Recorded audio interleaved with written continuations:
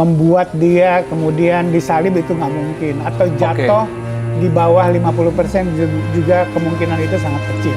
Wah, berarti nomor 2 akan tetap berada di sekitar 50-an% ya, tinggal nanti angkanya di atas 50%. Di atas 50%. Cuma persisnya nanti kita harus lihat 100% data quick count masuk.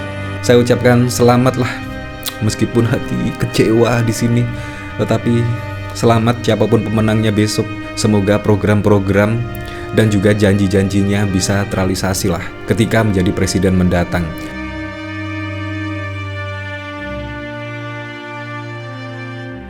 Ya, setelah kita tunggu-tunggu berbulan-bulan, akhirnya kita sudah menentukan pilihan pada 14 Februari ini. Dan saat ini juga sudah bermunculan hasil quick count di sini, dan bahkan dari poll tracking dan bahkan juga LSI dan IJA di situ bahkan ada data yang masuk sudah 45%. Dan di situ juga dimenangkan oleh Prabowo dan Gibran. Dan perolehan Prabowo Gibran 50% lebih. Nah, di sini artinya apa? Artinya Pak Prabowo dan juga Gibran di sini menang satu putaran. Ya, kemungkinan di sini misal data 100%. Ya, kemungkinan tidak jauh-jauh lah kalau kita melihat pengalaman pada Pilpres 2014 dan 2019. Pasti data-datanya kurang lebih ya seperti ini. Jadi menurut saya kita harus legowo, walaupun sedih sih. Tetapi ya ini memang kenyataannya, yaitu hasil quick count di sini memang dimenangkan oleh Prabowo Gibran, yaitu menang satu putaran. Kenyataan itu cukup pahit memang ya. Tetapi ya bagaimana lagi, memang hasilnya seperti ini. Nah, di sini bahkan juga dari extra time hasil quick count di sini pada 21 menit yang lalu. Di sini dari LSI yaitu total suara yang masuk bahkan sudah mencapai 52%. Di sini Anies Baswedan mendapatkan 22%, sedangkan Prabowo Gibran mendapatkan 59% dan Ganjar Pranowo dan Mahfud MD mendapatkan 18%. Ya, kayaknya memang Pilpres kali ini memang satu putaran ya.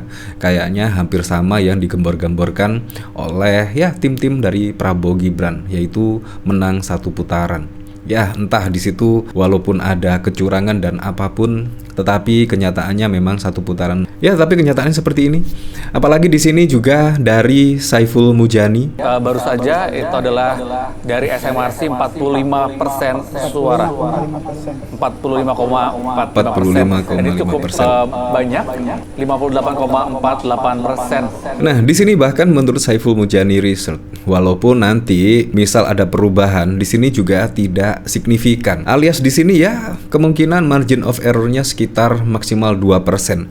Jadi di sini menurut saya Pak Prabowo kali ini menang satu putaran. Di sini sangat mengejutkan sekali, dan saya ucapkan selamat kepada Pak Prabowo, akhirnya ya bisa menjadi presiden lah. Di 4 kali nyapres, akhirnya keempat kali di sini bisa menjadi presiden.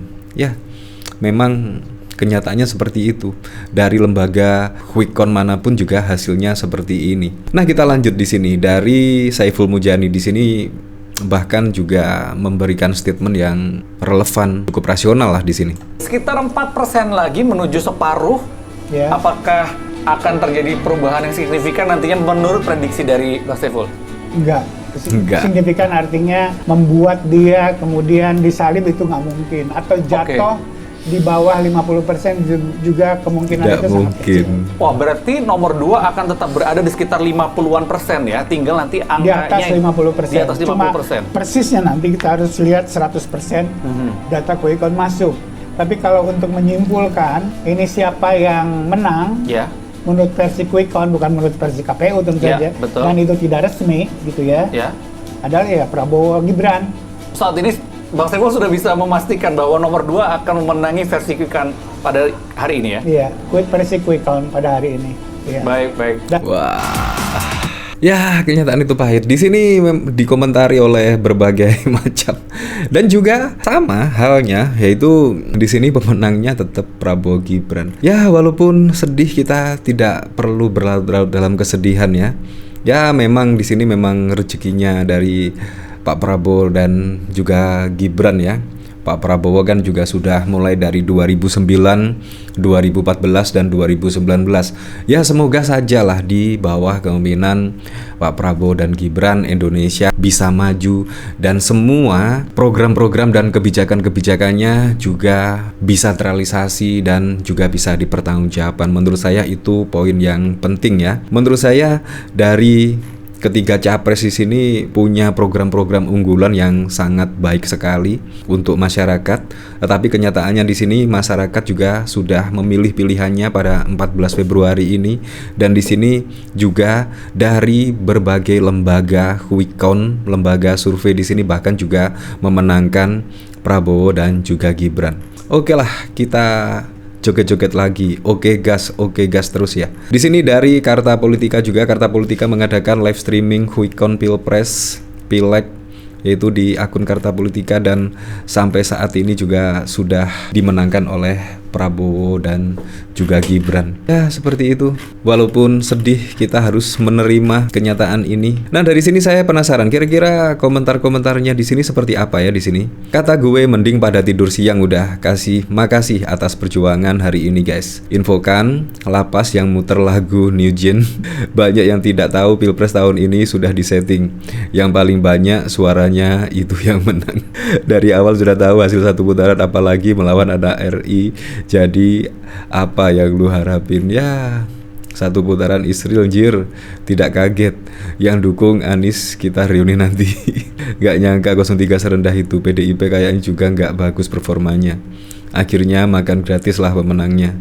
Gak kaget sih, tapi kayak masih gak ikhlas. Apalagi banyak kecurangan dari awal, kecurangan di lapangan. Kenapa sih? Udah terlalu jauh sih ini. Walaupun ternyata di perhitungan resmi suara 0,25% di quick count masih tetap menang satu putaran. Selamat untuk paslon 2. Semoga yang terbaik aja lah untuk 5 tahun ke depan.